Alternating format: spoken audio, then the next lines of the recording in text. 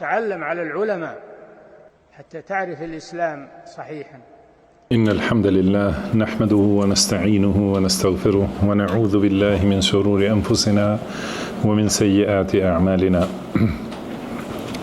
من يهده الله فلا مضل له ومن يضلل فلا هادي له وأشهد أن لا إله إلا الله وحده لا شريك له وأشهد أن محمدا عبده ورسوله صلى الله عليه وعلى آله وأصحابه وسلم تسليما كثيرا. أما بعد.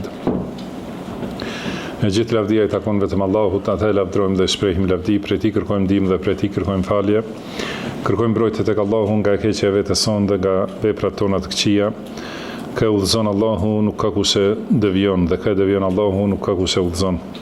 Dëshmoj se nuk ka të adhuruar të drejtë përveç Allahut një, I cili nuk ka ortak dhe nuk ka rival. Dhe dëshmoj se Muhamedi është rob dhe I dërguar I Tij, salavatet dhe selamet e shumta të Allahut qofshin për të, për familjen e Tij dhe të gjithë shokët e Tij, si dhe të gjithë ata që e ndjekin udhën e tyre deri në ditën e gjykimit. Mëtej, o Zoti ynë, Ti je I lartësuar dhe I pastër nga çdo emet, ne nuk dim asgjë posa asaj që na ke mësuar Ti, në të vërtetë Ti je I gjithdituri I urti. O Allah, na bëj të dobishme atë që na ke mësuar, na mëso atë që na bën dobi, na shto diturinë, na e përmirëso gjendjen tonë në tërësi dhe mos na lër të mbështetur në vetët tona asnjë çast. Mëtej, vazhdojmë me leximin e librit Al-Adab al-Mufrad të autorit Imam Abu Abdillah Muhammad ibn Ismail al-Bukhari, I cili ka lindur në vitin 194 dhe ka vdekur në vitin 256 të Hijretit. Allahu e mëshiroft dhe e falt atë dhe të gjithë dietarët e umetit. Allahu na falt ne prindrit tan, mësuesit tan dhe të gjithë muslimanët dhe muslimanet, besimtarët dhe besimtaret, të gjallët dhe të vdekurit.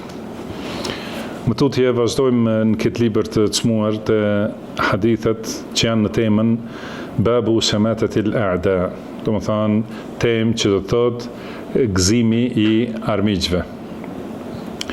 Në këtë temë thot Imam Bukhari rahimahullah, حدثنا عبد الله بن محمد قال حدثنا سفيان عن سمي عن أبي صالح عن أبي هريرة رضي الله عنه أن النبي صلى الله عليه وسلم كان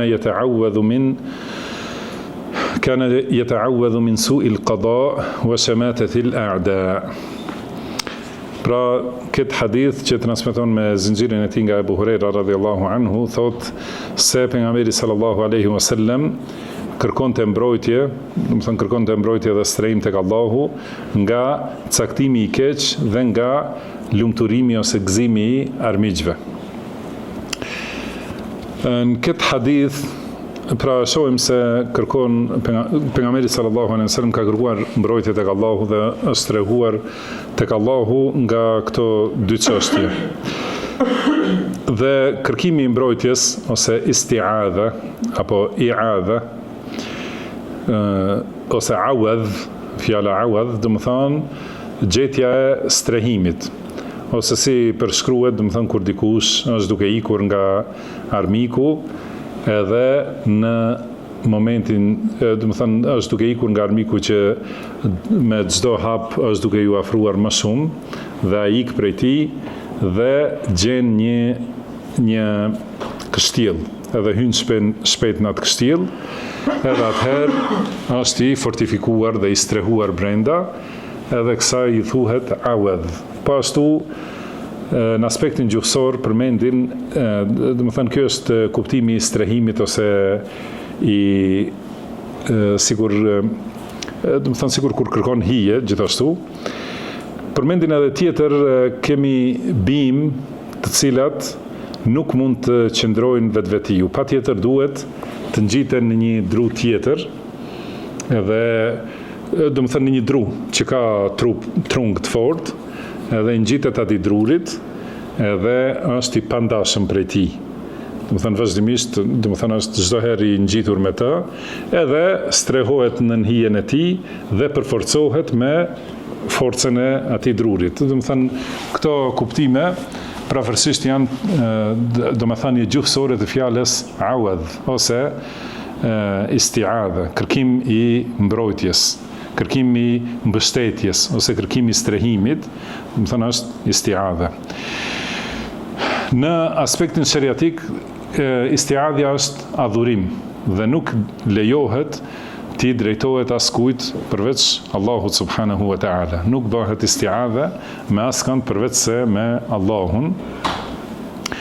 Dhe isti'adha është pjesë e lutjes, kurse lutja është vet ibadeti. Ka thënë pejgamberi sallallahu alaihi wasallam, ad-du'a'u huwa al-ibada. Do të thonë lutja është adhurimi. Çdo lloj lutjes thotë është adhurim. Edhe kërkimi i strehimit, isti'adha ose awadh, thotë është prej adhurimeve që lejohet vetëm t'i bëhet Allahut, dhe kjo është me merit. Kurse drejtimi i këtij adhurimi tjetër kujt është shirk, edhe është pa merit, do të thënë nëse i drejtohet tjetër kujt. Këtu pejgamberi sallallahu alaihi wasallam përmendet që ka kërkuar mbrojtje tek Allahu nga këto dy çështje. Një është min su'il qada, do të thonë prej caktimit të keq. Dhe kur thuhet su'ul qada, është për qëllim nga e keqja e asaj që është caktuar. Do të thonë në vetvete caktimi i Allahut nuk është i keq, por ajo që caktohet, do të thënë pasi ndodh ajo që ka caktuar Allahu, për robin mund të perceptohet si e keqe. Sepse çdo gjë që ka caktuar Allahu është ose drejtësi, ose është dhunti. Do të thënë nuk ka tjetër, ose është drejtësi, zbatimi plot i drejtësisë, ose është dhuratë dhe mirësi nga Allahu subhanahu wa ta'ala. Mirë po robi e ka natyrën të atill që do të mirën e shpejt. Dhe këtë drejtsin ose dhuntin, do të thënë nuk e kupton robi me njëherë, sepse ka mundësi të vijë një dhunti në një formë të hidhët. Do të thënë vjen një emir që vjen me shkaqe të cilat janë të hidhura, edhe ato sjellin dhunti dhe mirësi të shumta.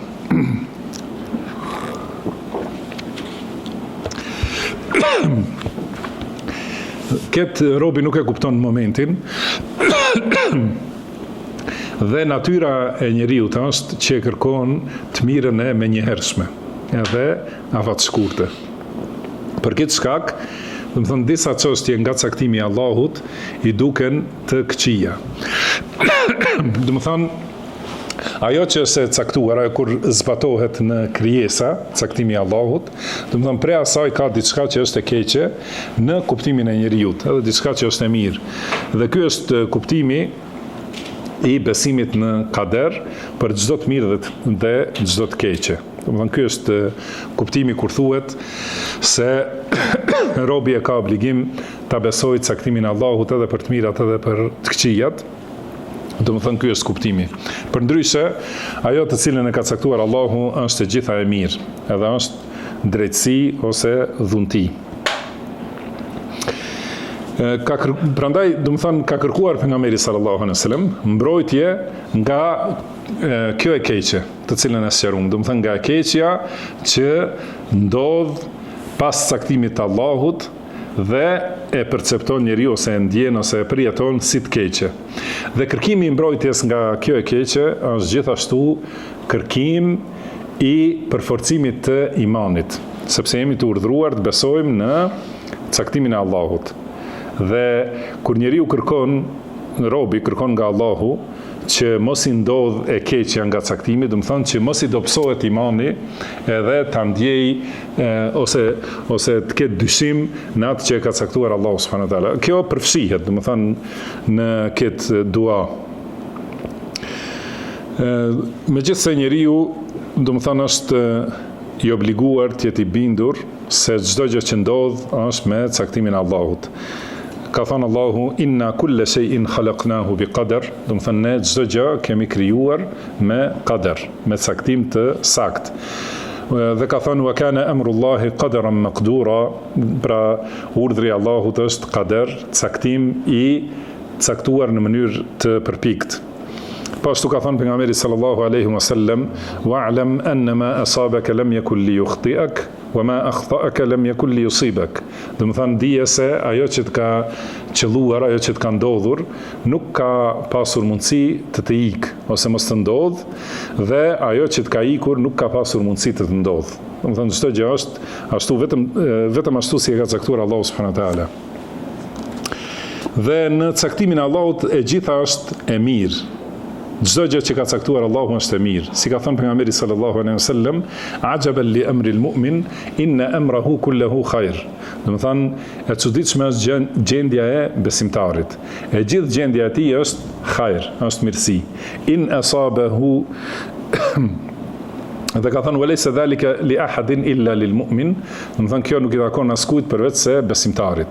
In asabathu sarra'u shakara fa kana khayran lah, nëse i ndodh një gëzim, ai falenderon dhe kjo është mirë për ta. Wa in asabathu darra'u sabara fa kana khayran lah, edhe nëse i ndodh një vështirësi, ai është durimtar dhe kjo është mirë për ta. Do të thonë të gjitha këto që i ka caktuar Allahu ka hajër, mirësi dhe dhunti dhe në veçanti për besimtarin. Dhe kjo nuk i takon askujt përveç se besimtarit. Por kërkimi i mbrojtjes nga caktimi i keq, me kuptimin që e tham pra, do të thonë nga e keqja e asaj që ndodh, do të thonë si e përjeton njeriu. A do të thotë kjo se ndryshon caktimin?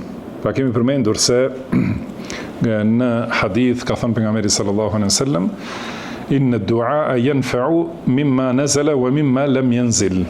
Do të thonë duaja, lutja bën dobi ndaj asaj që ka ndodhur edhe ndaj asaj që nuk ka ndodhur akoma. Do të thonë bën dobi, ose në kuptimin e hadithit tjetër do thotë nuk ka asgjë që kthen kaderin përveç se duas. Çka do thotë kjo?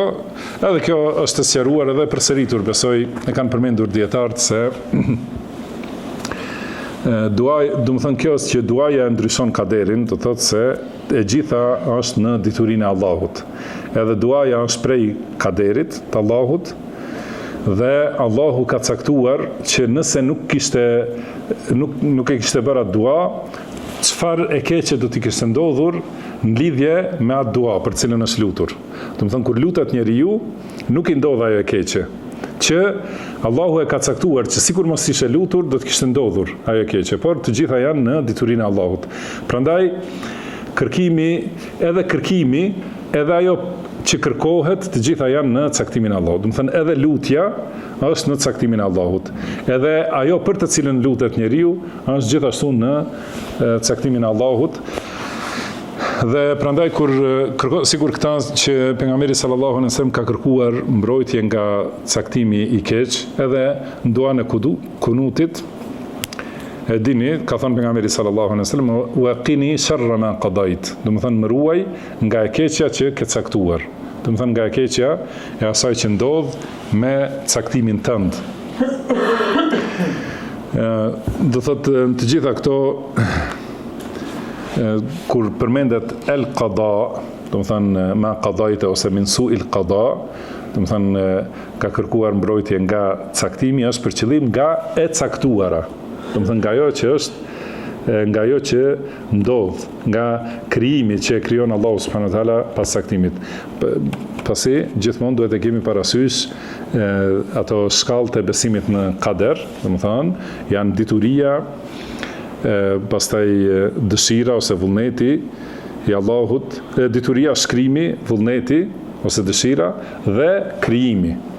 Do të pasi ta krijoi Allahu atë që e ka caktuar në diturinë e tij dhe që është e shkruar, atëherë kjo që krijohet mund të jetë për, do të thënë krijesa mund të jetë e keqe për në atë moment njeriu që i ndodh. Edhe kërkohet mbrojtje, do të thënë nga kjo si u sqarua më herët, wallahu alem, duke e ditur se edhe kërkimi i mbrojtjes, edhe ajo prej cilës duam të mbrohemi, të gjitha janë në caktimin e Allahut subhanahu wa ta'ala. Pastaj çështja tjetër ka thënë wa min shamatatil a'da, edhe nga gëzimi i armiqve. Çka do thotë? Do të thonë kërkojmë mbrojtje tek Allahu që mos na ndodh diçka që e bën armikun të gëzohet me atë sprovë që na ka goditur ose me atë humbje që e kemi humbur. sidomos kur bëhet fjalë për armiqt që janë armiqt e muslimanëve, për mosbesimtarët, të cilët gëzohen me humbjen e muslimanëve dhe pikëllohen me fitoret e muslimanëve. Pra e lutim Allahun që mos na ndodh diçka që për atë ndodhi gëzohen mosbesimtarët ose gëzohen armiqt tanë prej mosbesimtarëve ose mëkatarëve ose keqdashësve ose munafikëve kështu me radhë. Se kuptohet që ky gëzimi i armikut është diçka që ndikon negativisht në shpirtin e njeriut, pasi natyra e njeriut është e atill që brengoset dhe preket ose dëmtohet nëse gëzohet armiku i tij me sprovat që i kanë ndodhur atij, do thotë. Dhe po ashtu kjo e shkakton edhe shtimin e armiqësisë, edhe rritjen e armiqësisë dhe urrejtjes. Edhe pastaj ndodhin gjëra, bëhen të lejuara ato që janë të ndaluara në sheriatin e Allahut e kështu me radhë. Domethënë, prandaj kërkohet mbrojtje që po ashtu hyn në çështjen e besimit në kader, sepse njeriu i ndodh vetëm ajo që ja ka caktuar Allahu subhanahu wa ta'ala dhe asgjë tjetër. Dhe kërkojmë siç thuhet, siç është e para, su'ul qada, domethënë nga caktimi i keq, edhe kjo tjetra bën pjesë në këtë caktim të keq, domethënë që mos jetë ajo që më ndodh mua shkak për gëzimin e armiqve. Kurse në transmetim tjetër përmenden 4 çështje, ka thënë që ka kërkuar mbrojtje pejgamberi sallallahu alaihi wasallam min jahdil bala, domethënë nga lodhja e sprovave, ose lodhja për shembull e borxheve ose lodhja e punëve, domethënë të dunjas që nuk mund t'i arrijë njeriu, ose sprovat që i vinë në dunja, wa min daraki shaqa, dhe nga shkallët nga shkallët e dëshpërimit. Nuk e dia përmendesh të fjala darak edhe në tjetër hadith, shikoni fjala darak në gjuhën arabe është e kundërt me fjalën daraj. Domethënë i thuhet shkallë. Tani nëse jemi në katin përdhes, shkallët që çojnë për në katin e parë quhen darajat ose daraje. Njëjsi është daraje, shumësi është daraj ose darajat, dhe ato shkallët që çojnë po drum quhen darak ose darakat ose darake, njëjsi është.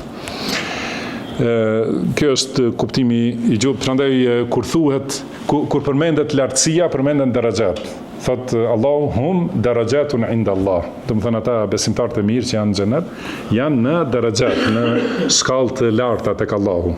Kurse për munafiqët Allahu ka thënë innal munafiqina fi ad-darkil asfali minan nar. Domethënë munafiqët janë në shkallën më të ulët të xhenemit. Do të prandaj këtë hadith që ta kuptojmë gjuhësisht, ka thënë min jahdil bala, do të thënë nga lodhja e belave, sprovave, dhe nga shkallët e dëshpërimit. Do të thënë këto nga ulja, nga rënja nga një dëshpërim në një dëshpërim më të madh, e kështu me radhë nga një keqe në të keqe më të madhe. Wa min su'il qada, edhe nga kërkoj mbrojtje, do të thënë nga caktimi i keq, wa min shamatatil a'da, edhe nga gëzimi i armiqve. Do thotë nga ky hadith përfitojmë obligueshmërinë e besimit në caktimin e Allahut subhanahu wa taala, në qada dhe qadar, sipas asaj që është e ligjshme dhe e sqaruar në Kur'an dhe Sunet. Dhe po ashtu nga ky hadith e kuptojmë se është e ligjshme të kërkohet mbrojtje tek Allahu nga caktimi i keq. Do të thonë sepse krijesa nuk mund të jetë asnjëherë e pavarur nga Allahu subhanahu wa taala. Gjithmonë ka nevojë t'i lutet edhe t'i kërkoj Allahut subhanahu wa taala çdo herë. Pra si ka thënë Allahu i lartësuar, wabtaghu min fadlillah. Do të thonë kërkoni nga të mirat e Allahut. Dhe ka thënë was'alullaha min fadli. Do të thonë kërkojini Allahut nga dhuntit e tij. Vazhdimisht njeriu duhet të kërkoj, edhe ka thënë pejgamberi sallallahu alaihi wasallam, is'alullaha min fadlihi, fa inna Allaha yuhibbu an yus'al. Do të thënë kërkojni Allahut nga dhuntitë e tij, sepse Allahu do që ti kërkohet atij. Do të thënë do që robi vazhdimisht i lutet. Edhe si tham, edhe lutja është prej caktimit të Allahut, edhe ajo për të cilën lutemi është në caktimin e Allahut. Mirë po, prandaj dietarët kanë thonë lutja është më e vlefshme dhe më e dashur te Allahu sesa njeriu vetëm ta lërë çështjen dorë të Allahut. Do të thënë ajo është e vlefshme që njeriu të mbështetet edhe të thotë unë çështjen time ja kam lënë Allahut. Kjo është shumë me vlerë të madhe. Mirë po ti lutet Allahut për të mirat edhe të kërkoj tek Allahu mbrojtje nga të këqijat, është edhe më e vlefshme. Do të thënë vazhdimisht, ky është shkaku më i madh.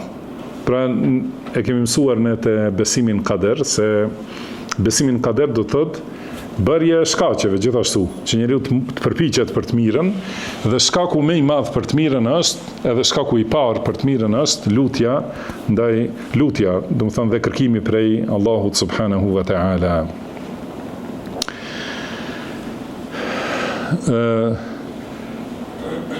Gjithashtu nga ky hadith kuptojmë po ashtu se duhet ta di njeriu se armiqësia e armikut me të gjitha format, me të gjitha llojet e armiqësive, nuk i bën dëm njeriut, përveç asaj që ja ka caktuar Allahu subhanahu wa ta'ala. Do thënë vetëm ajo që është në caktimin e Allahut, edhe vetëm ajo që është me do të thënë që ndodh me fuqinë dhe me urtësinë e Allahut subhanahu wa ta'ala.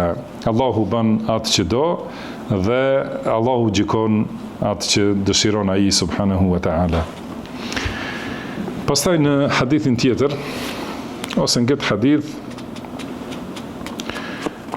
gjithashtu nënkuptohet se të folurit me rim është i lejuar, nëse nuk bëhet me ngarkim. Do të thënë siç është këtu su'ul qada, shamatatul a'da, do të thënë janë fjali që përfundojnë me rim të njëjtë. Kjo është i lejuar, për jo ngarkimi i njeriu, do të thënë duke bërë shtrembrim të fjalëve për të arritur te rima.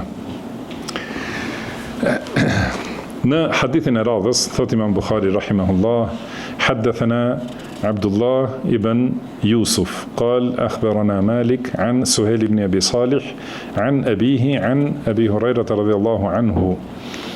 Gjithashtu me këtë zinxhir, thot Imam Bukhari nga Abu Huraira radhiyallahu anhu, transmetohet se i dërguari Allahut sallallahu alaihi wasallam ka thënë inna Allaha yarda lakum thalathan wa yaskhatu lakum thalathan.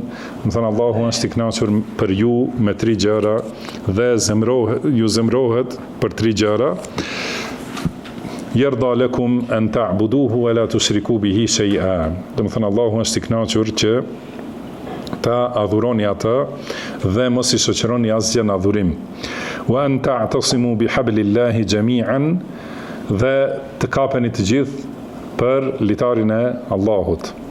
Wa an tanasahu man wallahu Allahu amrakum, dhe ta këshilloni ose të jeni të cilëtër ndaj atij që Allahu, atij të cilit Allahu ja ka dhënë në dorë udhëheqjen tuaj. Këto janë 3 gjëra që i do Allahu, wa yakrahu lakum, dhe e urren për ju, qila wa qal, do të thonë thashë themet, wa kathrat as-su'al, edhe pyetjet e shumta, wa ida'at al-mal, edhe shkapërderdhjen e pasurisë. Pra ky hadith është në këtë temë që ka thënë Imam Bukhari, babu s-sarafi fil mal, do të thonë teprimi i harxhimit të pasurisë. Është hadith madhështor që i përfshin çështjet themelore të fesë dhe përmirësimit të sjelljes së njeriut dhe përmirësimit të fetarisë. Çështja e parë, të cilën Allahu e do prej robërve të tij, është që ta adhurojnë atë dhe mos i shoqërojnë atij në adhurim asgjë. Do thotë ta adhurojnë Allahun subhanahu wa taala siç i ka urdhëruar Allahu, sepse për këtë edhe janë krijuar njerëzit. Janë krijuar vetëm që ta adhurojnë Allahun subhanahu wa ta'ala. Edhe ka thënë Allahu, wa iyaya farhabun, pra vetëm mua friksohuni, Gjithashtu ka thënë fa iyaja fa'budun, pra vetëm mua ma dhuroni. Ka thënë wa ma khalaqtul jinna wal insa illa liya'budun, nuk I kam krijuar xhinët dhe njerëzit për asgjë përveç se që të ma dhurojnë. Dhe ka ndaluar të kundërtën, ka thënë alam a'had ilaykum ya bani adama alla ta'budu ash-shaytan innahu lakum aduwwun mubin wa an i'buduni. Më thënë, a nuk ju kam urdhruar o bita Ademit që mos e adhuroni shejtanin, sepse ai është armiku juaj I qartë, por vetëm mua ma adhuroni. Thotë Allahu subhanahu wa taala dhe në ajete të shumta. Pra ka urdhruar që ta adhurojmë vetëm Allahun subhanahu wa taala. Dhe adhurimi përfshin çdo vepër ose fjalë të cilën e do Allahu dhe që është I kënaqur me ta.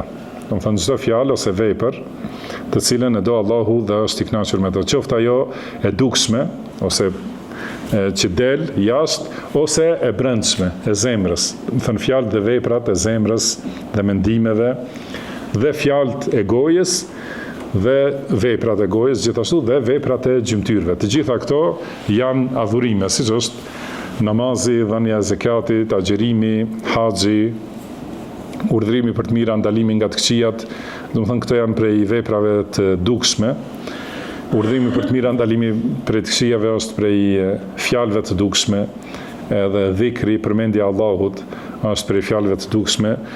Pastaj ibadetet tjera siç janë mbështetja në Allahun, shpresa tek Allahu, frika nga Allahu, gjitha këto janë adhurime të cilat njeriu e ka obligim me to të adhurojë vetëm Allahun subhanahu wa taala. Wala an ta'buduhu wala tushriku bihi shay'a. Do të thënë ta adhuroni vetëm Allahun dhe mos I shoqëroni në adhurim asgjë. Do të thënë mos I shoqëroni në drejtimin e adhurimit tjetër kujt, as mos I shoqëroni Allahut dikën në kërkimin e ndihmës, do të thënë duke besuar se dikush tjetër ka pushtet mistik, si thonë, do të thënë pushtet të fshehtë të gajbit, nuk lejohet kërkimi I ndihmës nga askush me këtë mënyrë. Por nga ajo që është e dukshme, kërkimi I shkaqeve, do thotë, ajo është e lejuar. Dhe adhurimi I Allahut subhanahu wa taala me tauhid është adhurim nëse bëhet sipas asaj që ka urdhëruar Allahu. Do të thënë nëse e bën atë vepër për cilën ka urdhëruar Allahu, ose një vepër që e ka bërë të ligjshme Allahu dhe me të kërkon kënaqësinë e Allahut, atëherë ky është adhurim ndaj Allahut. Por nëse adhuron Allahun me diçka që nuk e ka bërë të ligjshme Allahu, atëherë çka është kjo? Çka mendoni? Po çka është bidat? Bidat është po e vërtet, por nëse analizohet thellësisht kjo, I bie se është shirk. Do të thënë sepse njeriu që bën vepër që ka bërë të ligjshme dikush tjetër dhe jo Allahu, do thotë e ka adhuruar atë që e ka vendosur atë ligj. Do të thënë sidomos në punët e ibadetit. Do të thënë prandaj kur thuhet që ta adhuroni Allahun, do të thënë t'i bëni adhurimet vetëm sipas asaj që e ka bërë të ligjshme Allahu subhanahu wa taala. Dhe mos I bëni shirk Allahut, do të thënë mos futni në adhurim diçka tjetër që nuk e ka bërë të ligjshme Allahu. Do thotë kjo edhe kërkimi I ndërmjetësimit nga dikush nuk e ka bërë të ligjshëm Allahu. Edhe ajo është bidat I cili është shirk. Dhe ka bidate që do të thënë vetvete nuk janë shirk, mirë po ne po flasim për domethënien e brendshme të adhurimit Allahut me diçka që nuk e ka bërë të ligjshme Allahu. Dhe domethënia e brendshme është sikur të adhurohet tjetër kush përveç Allahut subhanahu wa taala. Yarhamukumullah. Pra, kjo është çështja e parë. Çështja e dytë, wa an ta'tasimu bihablillahi jami'an. Do të thënë edhe të gjithë të kapeni për litarin e Allahut. Edhe fjala isme, do të thënë do të thotë mbrojtje. I'tasama, do të thënë është mbrojtur. Pra ka kërkuar strehim. An ta'tasimu bihablillah. Do të thënë të mbroheni duke u kapur për litarin e Allahut. të kërkoni mbrojtje te Allahu subhanahu wa ta'ala. Si ka thënë Allahu, wa men ya'tasim billahi, pra kush kërkon mbrojtje tek Allahu, ose kush mbrohet tek Allahu, më thënë ajo është Allahu i mjafton atij. Do thotë qëllimi është, do të thonë që të mbroheni tek Allahu, edhe të strehoheni tek Allahu, duke u kapur për fenë e Allahut subhanahu wa ta'ala, që të mbroheni nga mëkatet dhe bidatet dhe devijimet. En ta'tasimu bihablillahi jami'an. Kurse në tjetër transmetim, wala tafarraqu, dhe mos përçaheni. Do të thonë të kapeni të gjithë për fenë e Allahut të sakt, duke u strehuar te feja e Allahut dhe mos përçaheni. Kjo është ajo që e do Allahu subhanahu wa ta'ala. Ka thënë Allahu, wa'tasimu bihablillahi jami'an wala tafarraqu. Do të thonë kapuni të gjithë për litarin e Allahut dhe mos u përçani. Ka thënë Allahu, inna ad-dina 'inda Allahi al-Islam. Do të thonë feja e pranuar tek Allahu është Islami. Ky Islam të cilin e ka sjellë secili pejgamber. Do të thonë secili pejgamber që e ka dërguar Allahu e ka sjellë fenë e njëjtë, që ka besimin e njëjtë, urdhrin e njëjtë për ta veçuar Allahun me adhurim. Dhe askush prej pejgamberëve nuk ka urdhëruar që të adhurohet dikush tjetër përveç Allahut. Dhe askush prej pejgamberëve nuk i ka përshkruar Allahut cilësi që nuk i takojnë Allahut subhanahu wa ta'ala. Asnjëri prej pejgamberëve nuk ka thënë se ka tre zotra. Asnjëri prej pejgamberëve nuk ka thënë se mund t'i luteni dikujt tjetër që të dërmjetësoj për ju tek Allahu subhanahu wa ta'ala. Do të thonë të gjithë e kanë sjell Islamin. Që do të thotë Islam, do të thonë al-istislamu lillahi bit tauhid. Pra në nështrim dhe dorëzim ndaj Allahut me tauhid. Edhe wal-inqiyadu lahu bit-ta'a, edhe në nështrimi ndaj Allahut me bindje ndaj tij. Do të thonë dorëzim i plot me veçim ndaj Allahut dhe në nështrim i plot duke ju bindur në urdhrat dhe ndalimet e tij dhe distancim prej shirkut dhe njerëzve të shirkut. Pra ky është Islami, ose kjo është feja të cilën e kanë sjellë të gjithë pejgamberët, nga i pari deri tek i fundit, dhe është plotësuar me të fundit, me Muhammedin sallallahu alaihi wasallam, ku ka thënë Allahu subhanahu wa ta'ala, al-yawma akmaltu lakum dinakum wa atmamtu alaykum ni'mati wa raditu lakum al-islam dina. Do të thonë sot ju plotësova fen ju dhe ju përsosa dhuntin time ndaj jush dhe jam i kënaqur që feja juaj të jetë Islami.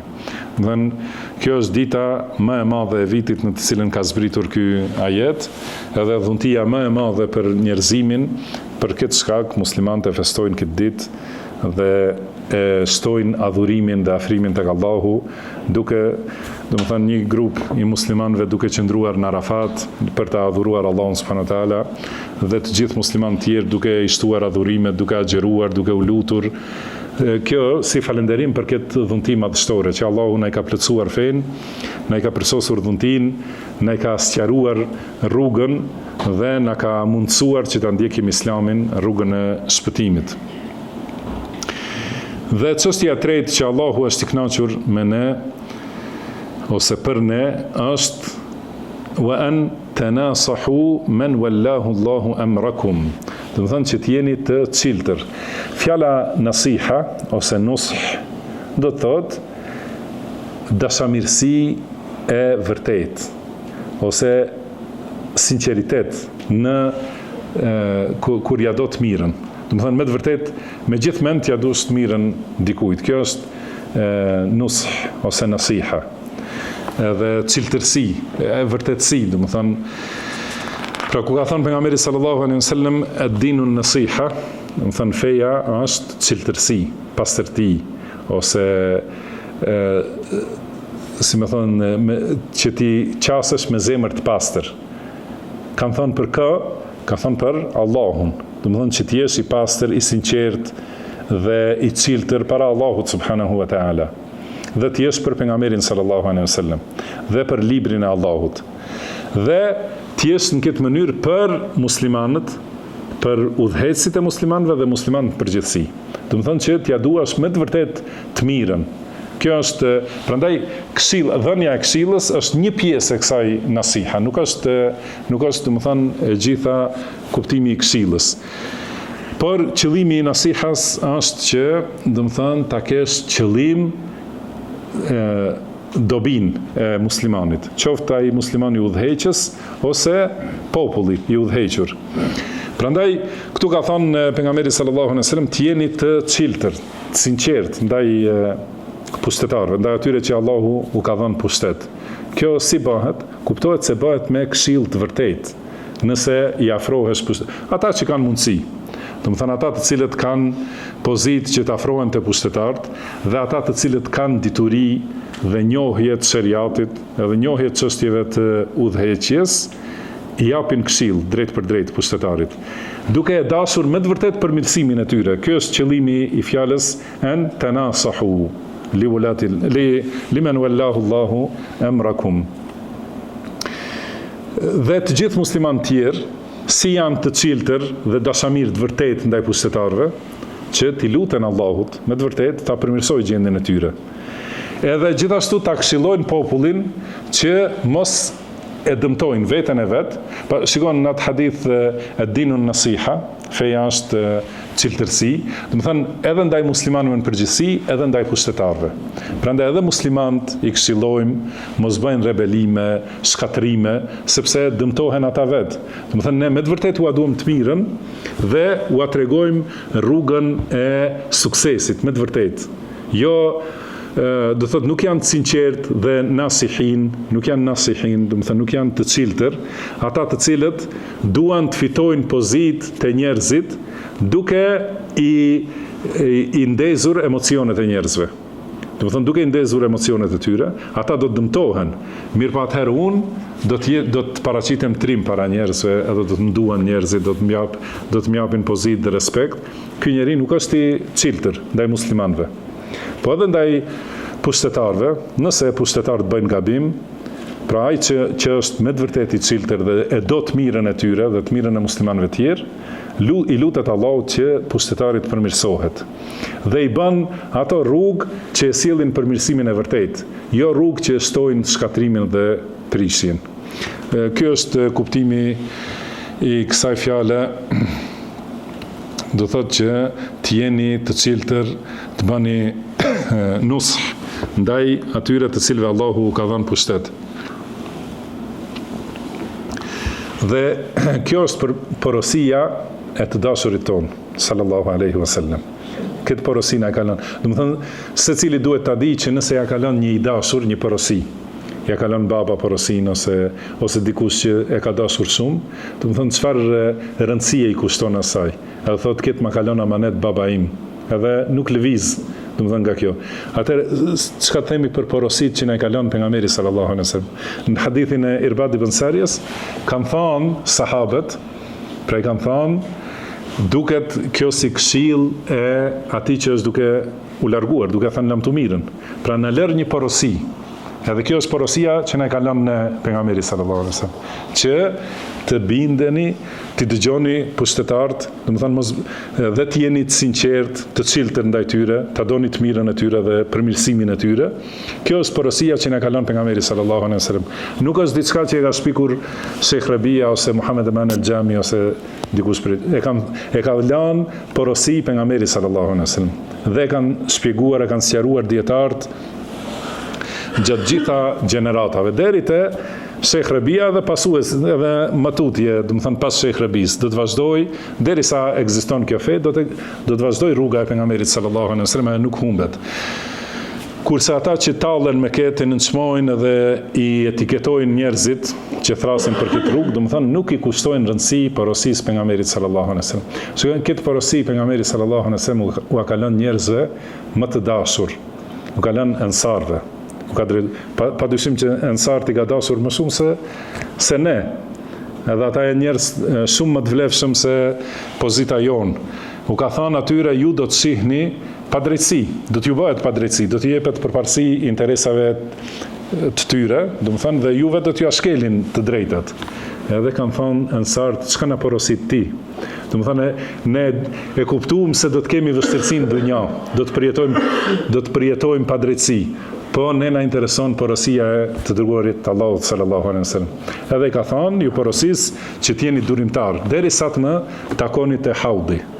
Edhe prandaj, ai që e do pejgamberin sallallahu alaihi wasallam ndjek porosinë e tij dhe nuk manipulohet edhe nuk turbullohet nga emocionet edhe nga fjalët e njerëzve, po e ndjek porosinë e të dashurit të tij sallallahu alaihi wasallam. Pastaj në këtë hadith ka përmendur pejgamberi sallallahu alaihi wasallam për 3 çështje tjera që janë të ndaluara, të cilat i urrejnë Allahu subhanahu wa ta'ala. Ka thënë qila wa qal wa yakrahu lakum thalatha. Do të thënë Allahu urren 3 gjëra që ju i bani. Qila wa qal, do të thënë thashë theme.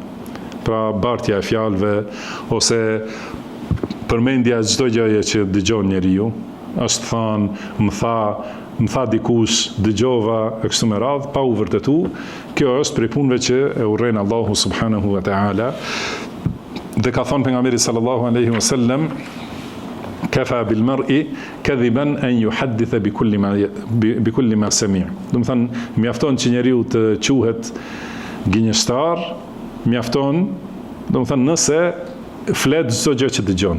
Do të thënë çdo fjalë që e ka dëgjuar dikun ose gjysmë fjale, edhe më një herë transmeton pa e verifikuar, një herë pa e verifikuar vërtetësinë e saj, pastaj pa e verifikuar dobinë e saj. Ka mundësi edhe që të jetë e vërtet 100%, po s'do të thonë që çdo gjë që dëgjon edhe e thua dhe e transmeton. E kjo është prej shtimit të fjalëve, thënia e fjalëve, është diçka që e urren Allahu subhanahu wa ta'ala. Pastaj njeriu duhet ta ketë parasysh se çdo fjalë që e flet i shkruhet. Edhe për atë do të pyetet. Ka thënë Allahu, ma yalfidhu min qawlin illa ladayhi raqibun atid. Do të thonë çdo fjalë që e nxjerr njeriu nga goja, do të thonë ka shkrues preciz që ja shkruan secilën. Dhe ajo që nxjerr njeriu nga goja është shkaku më i madh për të hyrë në xhehenem. Ka thënë pejgamberi sallallahu alaihi wasallam kur e ka këshilluar Muadh ibn Jabelin radhiyallahu anhu, ka thënë ruaje gjuhën. Edhe ka thënë i dërguari i Allahut, a merremi në përgjegjësi edhe për atë që flasim? Ka thënë pejgamberi sallallahu alaihi wasallam, thakilatka ummuka ya Muadh, wa hal yakubbu an-nasa fi an-nari ala wujuhihim aw qala ala manakhirihim illa hasaidu alsinatihim. Më thënë, a nuk i hedh njerëzit për fytyre në xhehenem, ose ka thënë me kokë në xhehenem, a i hedh diçka më shumë se sa ajo që korrin me gjuhët e tyre. Më thënë, atë që e fitojnë me gjuhët e tyre është shkaku më i madh për të hyrë në xhehenem. Dhe ka thonë pejgamberi sallallahu alaihi wasallam, inna ar-rajula la yatakallamu bil kalimati min ridwanillah ma yadhunnu an tablugha ma balagat. Do të ka njeri që flet një fjalë që është në kënaqësinë e Allahut dhe ai nuk e mendon se ajo fjalë ka arritur atë vlerë që e ka arritur. Mirë po, me këtë Allahu ja shkruan kënaqësinë e tij deri në ditën e gjykimit, deri në ditën kur do ta takojë. Dhe ka njeri që flet një fjalë që është në zemrimin e Allahut dhe ai nuk e mendon se ajo fjalë arrin, domethënë atë pesë që e ka arritur, por me të Allahu ja shkruan zemrimin e tij deri në ditën që do ta takojë atë. Kjo është njëra prej këtyre 3 veprave dhe vepra tjetër është wa kathratës sual. Do të thënë e urren Allahu edhe bërjen e pyetjeve të shumta. Dhe qëllimi është në veçanti për kohën kur është shpallur, do të thënë kur ka zbritur shpallja, atëherë ka qenë ndaluar për besimtarët të pyesin pyetje të shumta. Dhe u është ndaluar me fjalën e Allahut, ja ejuhalladhina amanu la tasalu an ashya'in in tubda lakum tasukum. Do të thënë, o ju që keni besuar, mos pyetni për gjëra që nëse ju zbulohen, atëherë do t'ju duken keq. Do të thënë do t'ju vinë të rënda. Wa in tasalu anha hina yunazzalu al-Quran tubda lakum. Domethënë nëse pyetni për ato, në kohën kur është duke zbritur Kurani, ato do t'ju zbulohen, do t'ju shfaqen. Afa Allahu anha, domethënë Allahu i ka falur ato. Pra Allahu nuk i ka harruar t'i përmend ato, por i ka lënë të hapura. Wallahu Ghafurur Rahim. Dhe Allahu është falës dhe Ghafurun Halim. Domethënë Allahu është falës dhe i butë ndaj jush. Se ka thënë pejgamberi sallallahu alaihi wasallam, innama ahlaka man kana qablakum kathratu masailihim. Domethënë ata që ishin para jush i ka shkatruar pyetja e shumt. Domethënë shumë kanë pyetur për detaje, pastaj u kanë ardhur përgjigje që nuk i kanë zbatuar. Wa ikhtilafuhum ala anbiya'ihim. Edhe domethënë shkaku i shkatrimit të tyre ka qenë që i kanë kundërsuar pejgamberët e tyre. Edhe, domethënë kjo për kohën kur ka zbritur Kurani, por edhe pas përfundimit të zbritjes Kuranit, pyetja për çështje që janë të panevojshme ose çështje që japin kuptimin e teprimit në fe, edhe hyrjes në tema në të cilat nuk janë përgjegjësi ose kompetencë e njeriut, domethënë thellimi në çështje që ja vështirësojnë njeriut zbatimin e fesë, hynë në këtë ndalesë, domethënë që mos bëhen pyetje të shumta. Edhe kjo është prej çështjeve që zemrojnë Allahun subhanahu wa taala. Por ndryshe për çështjet që ka nevojë njeriu, edhe kur duhet ta di halalin dhe haramin, është i obliguar të pyes. Ka thënë Allahu subhanahu wa taala, fasalu ahla dhikri in kuntum la ta'lamun. Domethënë pyetini ata që dinë nëse ju nuk dini. Mirë, dhe qëllimi i përmendjes këtij hadithi është kjo çështja e fundit që është përmendur këtu, nga këto 3 çështje që i urren Allahu, është wa ida'atul mal, edhe humbja ose shkapërderdhja e pasurisë. Pra shpenzimi i pasurisë pa dobi. Shpenzimi i pasurisë pa dobi ka 2 kategori që janë të përmendura në Kur'an. Ka një gjë që quhet israf, edhe një tjetër që quhet tebdhir. Kanë përmendur dietarët se ka ose nuk ka dallim mes tyre, dhe ata që thonë se ka dallim, thonë se israf do të thotë teprimi në gjëra të lejuara. Do të thënë ato që janë halal, por me të cilat, do të thënë për cilat nuk ka nevojë njeriu.